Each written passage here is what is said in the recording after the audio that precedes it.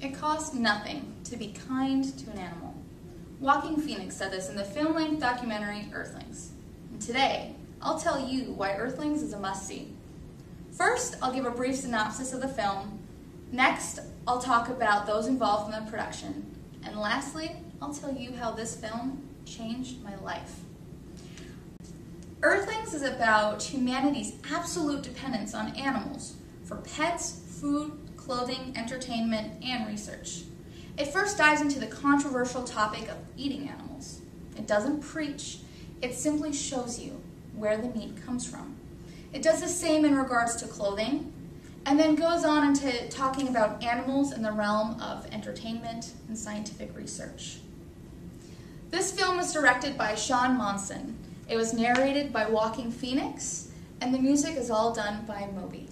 All three of these gentlemen are vegan, and all of them really know how to put on a good movie.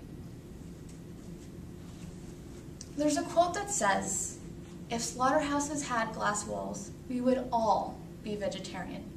Well, they don't have glass walls, but this is the next best thing. When I saw Earthlings, I felt something. I felt a change spark deep within my core. After this movie, I decided to stop eating meat. Yes, that's right, I quit cold turkey. It is my opinion that anyone who sees this film with just a spark of compassion cannot also feel something. So today, we talked about the movie Earthlings and why it is a must-see.